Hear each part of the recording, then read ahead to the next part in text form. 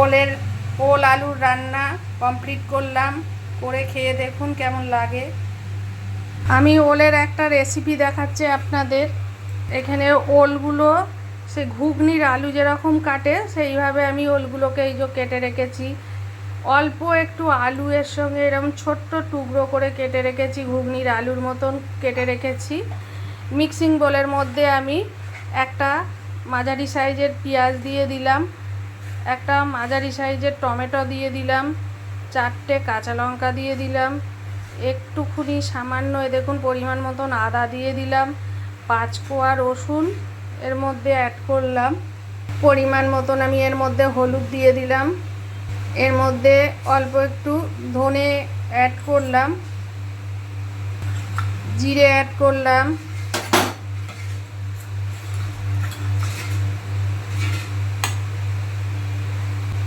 এরপরে আমি এর মধ্যে একটু স্বাদ মতন চিনি দিয়ে দিলাম, পরিমাণ মতো লবণ দিলাম। এইবার এটা আমি আগে পেস্ট করে নেব। ওলের তরকারি রান্নার জন্য কড়ার মধ্যে আমি সর্ষের তেল একটু দিয়ে দিলাম। দেখুন তেল গরম হয়ে গেছে, আমি এর মধ্যে কালো জিরে দিয়ে দিলাম।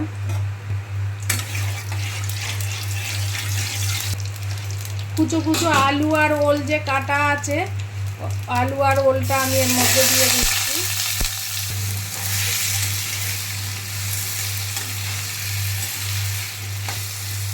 আলু আর ওলটাকে খুব ভালো করে একটু ভেজে নেব। আলু আর ওলটা খুব সুন্দর করে ভাজা হয়ে গেছে। এবার মিক্সিং বলে যে মশলাগুলো আমি দিয়েছিলাম সেই মশলাটা আমি এর মধ্যে অ্যাড করলাম। এবার মশলাটা দিয়ে আমি খুব ভালো করে কিন্তু এটা নেড়ে চেড়ে ভেজে নেব, ভালো করে ভেজে নেব। খুব সুন্দর গন্ধ ছেড়েছে,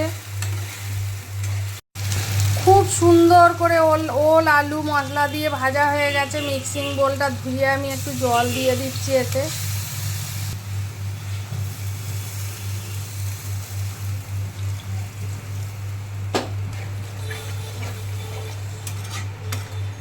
এবার এটা রান্না হতে দিতে হবে। মাছ মাংসই শুধু রান্না নয়, ওল কচু সব কিছুই রান্নার ব্যাপার আছে। তার থেকেও বড় কথা হচ্ছে সবজি কাটার ব্যাপার আছে।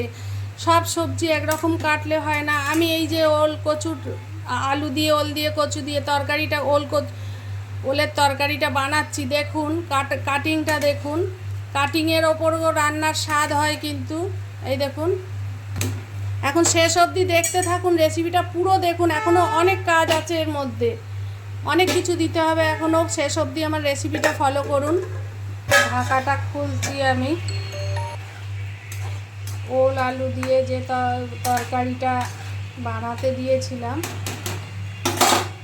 দেখুন কত সুন্দর তরকারিটা কালার হয়েছে, খেতে অসাধারণ হয়। এর মধ্যে আমি এখন দেবো সোয়া সস। এই সোয়া সসের ছিপিরই 1 চিপি দিলাম, আর চিলি সস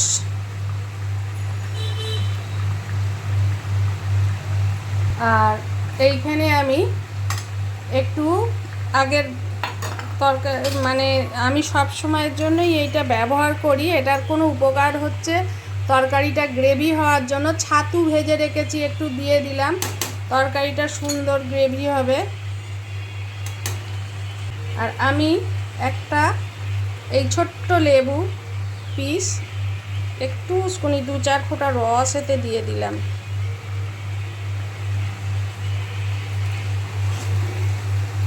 অসাধারণ খেতে হয় এই ওলের এই রেসিপিটা, আপনারা করে দেখবেন। অসাধারণ খেতে হয়, না করে খেলে বুঝতে পারবেন না। আপনারা অবশ্যই রান্না করুন, করে খান, আমাকে কমেন্ট করুন, করে জানান কেমন হয়েছে।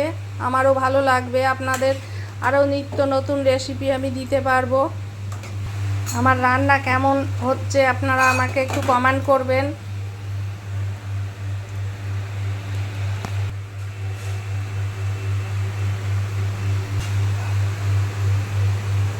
রান্না করতে, মানুষকে খাওয়াতে ভীষণ ভালোবাসি।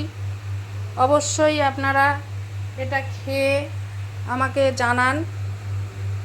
আমারও ভালো লাগবে, রান্না করার উৎসাহ পাবো আপনাদের কাছ থেকে।